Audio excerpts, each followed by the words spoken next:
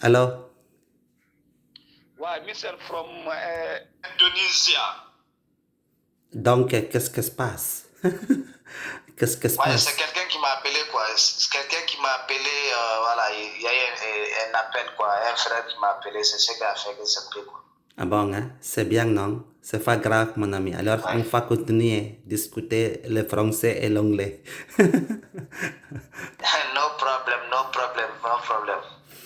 Alors, tu habites en Mali. Je pense que là-bas, dans ton pays, il y a un nombre de personnes qui parlent l'anglais.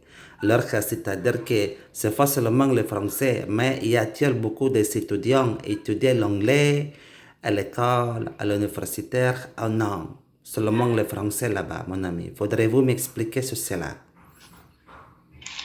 Oui, vous avez le système éducatif malien. Le Mali a été colonisé par la France. Donc, la langue dominante ici, comme langue officielle, c'est le français. Hmm. Mais il y a d'autres langues qu'on étudie, telles que l'arabe, telles que l'anglais. Donc, ces langues-là sont introduites Hmm. dans l'éducation. Donc, tout le monde étudie arabe, français, anglais. Mais le français est étudié par tout le monde depuis la première année jusqu'à l'université. Alors que là-bas, dans ton pays, c'est ton langue de natif, Oui. c'est la Swahili Oui. ou quoi?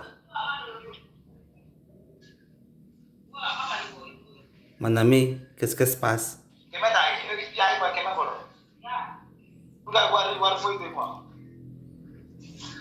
Allô? Ah oui, qu'est-ce qui se passe? C'est les enfants là les enfants là qui me demandent quelque chose là-bas. Ah bon, ah, tu es un enfant, hein? Se félicitations et toi? Non, j'ai trois enfants, j'ai trois gosses. Ah bon, toi, trois enfants, se félicitations et toi, mon ami? Moi aussi, j'ai déjà marié, hein? J'ai trois enfants, même que toi aussi. Ah, j'ai trois enfants, les trois sont des garçons. Oui. Et là-bas, dans ton pays, c'est ton langue de natif, c'est Swahili ou quoi? La langue native, hein, ma langue maternelle. Oui, voilà. Swahili ou quoi? Non, non, il y a tellement de langues ici, mais chaque ethnie a sa langue. Donc moi, ma langue nationale et ma langue maternelle, ça c'est Dogoso. Dogo, nous sommes des Dogons. Oh, oui, bien sûr, je me comprends bien ça. Il y a, Alors, il y a ethnie, là on l'appelle Dogon. ok. Bon, alors, tu apprends l'anglais. Et pourquoi tu as besoin d'apprendre l'anglais? Est-ce que tu vas visiter d'autres pays tout le monde depuis? Est-ce que tu vas visiter Angleterre aux États-Unis? Et pourquoi tu as besoin d'apprendre l'anglais? Voilà, donc vous savez, quand on rentre à l'école, chaque personne a un choix, une langue qui te plaît. Donc entre français et anglais, j'ai choisi la langue anglaise parce qu'elle me plaît. En dehors de cela, c'est une langue internationale, la langue la plus parlée dans le monde, à part peut-être chinois et Inde. Bon, là aussi, c'est à cause de leur population, sinon, dans le monde entier, c'est l'anglais, la langue la plus parlée.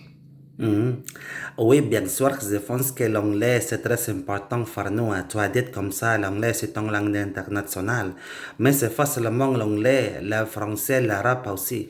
Alors que je pense que quand tu as une urgence, tu as une opportunité, alors est-ce que tu vas étudier d'autres langues, par exemple l'arabe, l'espagnol? Est-ce que tu as une idée d'apprendre d'autres langues ou seulement l'anglais? Non, pas seulement l'anglais, je parle déjà français, ça c'est un atout, je parle anglais, c'est un atout. J'ai fait aussi l'arabe un peu au lycée parce que au lycée il y a langue vivante 1, ça c'est anglais, langue vivante 2, ça c'est arabe, ou Ah bien bon? allemand. Donc moi au lieu de prendre allemand, moi j'ai choisi arabe. Donc Bon? j'ai complété arabe à l'anglais. J'ai pu un peu lire l'arabe, mais pas tellement, mais voilà, j'ai pas trop développé en arabe. Ah bon, hein? Voilà. Je pense que j'ai besoin de pratiquer l'arabe aussi, hein, parce que tu parlais un peu l'arabe, c'est bon, non? Oui, bon, je sais comment quand je vois lecture, je sais lire, mais j'ai pas beaucoup de vocabulaire dans ma tête, quoi. Ah bon? Exprimer en arabe. Oui, alors là-bas dans ton fait, mon ami, j'ai d'autres questions. Donc, et c'est la situation de l'économie, c'est bien, ou peut-être mal maintenant. Comment la situation de l'économie? Donc, tu parlais beaucoup de langues, non? 4 langues, floues. Donc, et depuis, je pense que quand tu es déjà venu étudier à l'université, tu vas chercher un travail. Et c'est très difficile ou facile chercher du travail dans ton pays. Faudrait-vous m'expliquer sur cela? Avoir de l'argent et avoir du travail avec la langue anglaise. Oui, oui. Par exemple, l'anglais, l'arabe. Alors que là-bas, dans ton pays, il y a beaucoup de différents entreprises d'étrangers. Oh non. Et c'est très facile chercher du travail ou difficile dans ton pays. Faudrait-vous Oui, m'expliquer? bon, voilà. Oui, ok. Vous savez, ici, franchement parler, il y a très difficile d'avoir le travail parce que même quand tu finis dans la fonction publique, l'État ne recrute pas tellement les personnes, bon, les bénévoles, quoi. Les bénévoles, tu vas travailler toi seul, quoi. Peut-être tu peux même créer des entreprises toi seul.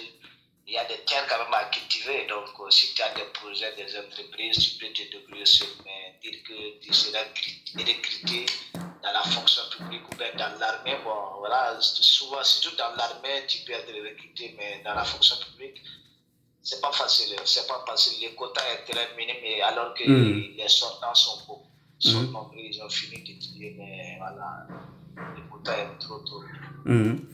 Alors, je pense que quand cela travaille sur le gouvernement, c'est très difficile. Alors, je pense que là-bas, dans ton pays, il y a beaucoup de personnes qui travaillent sur la commerciale, ou quoi? Commerciant. Est-ce que tu as compris ça? Surtout le commerce. Presque tout le monde est devenu commerçant parce que là, tu n'as pas besoin de diplôme, mais une question de courage, de l'argent. Si tu as l'argent, tu peux acheter des marchandises et puis voilà. Donc, tu vends, quoi. Tu peux avoir des clients, c'est facile. Même ceux qui ne sont pas été à l'école peuvent faire les commerces. Donc là, les commerces, la culture surtout, on peut cultiver, les terres sont cultivables, donc voilà, tout ça. Mais et c'est la situation de la sécurité là-bas au Mali, c'est bien ou y a-t-il peut-être conflit dans la société? Alors, c'est-à-dire qu'il y a-t-il quelques discours de rébellion ou terroristes rencontrés dans ton pays ou non, mon ami? Et comment la situation de la sécurité, de la politique dans ton pays? C'est bon ou non? C'est un petit mal, quoi. Oui, voilà, donc c'est ce que même, vous savez que le Mali était un pays en voie de développement, mais avec l'insécurité, le terrorisme, les rébellions, tout là, et puis avec le coup d'État, il y a un problème politique, voilà, tout a compliqué maintenant, il y a beaucoup de problèmes ici. L'insécurité même qui a fait que les bailleurs de fonds, les projets, tout le monde sont rentrés. Donc voilà, c'est ce qui fait qu'il y a un peu de difficulté actuellement ici. Alors, je pense que exactement, Mali, c'est un fait démocratique, c'est liberté d'expression. Mais en tout cas, donc, dans la réalité, exactement, il y a ce passé, c'est le problème de rébellion et terroriste. Alors, là-bas, dans ton fait, et c'est la démocratique, c'est un fonctionnaire ou non, peut-être dictateur ou quoi? Comment le gouvernement au Mali, exactement, mon ami? Oui, vous savez, c'était un pays, le pays même, la constitution a très bien défini que c'est un pays démocratique. La démocratie est là, les partis politiques sont là, il y aura des votes et tout ça, mais avec la mauvaise gouvernance, le peuple se sont révoltés pour revendiquer une démocratie proprement dite. Et voilà, donc c'est pour cela qu'il y a eu coup d'État. Vous savez, des Ah coups bon? d'État, renversement du pouvoir par Hein. les militaires. Maintenant, le pouvoir est dans la main des militaires, donc ils sont en train de chercher des solutions pour organiser des élections et avoir un président démocratique.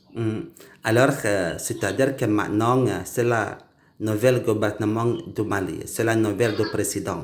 Donc, tu crois que c'est la nouvelle du président du Mali, peut-être, ils ont tous des situations là-bas? Oui? Oui, mon ami, alors, je pense que tu as écouvé maintenant, tu parlais avec ta femme. Je m'excuse de cela. Non, bon, comme je suis couché là, elle vient me demander si je vais manger, quoi. J'ai dit, c'est bon. Bon, alors, c'est rien, non? On va discuter plus tard. Je pense que tu vas prévoir quelque chose avec ta femme, non? Merci, merci beaucoup. Non problème. Mais il fait quelle heure chez vous là-bas là? Ici, dans mon fait, exactement, c'est d'après-midi maintenant. Il est 5 heures d'après-midi. Une heure depuis, c'est avance de soir, mon Ici c'est ami. le matin, c'est le matin, c'est le matin ici.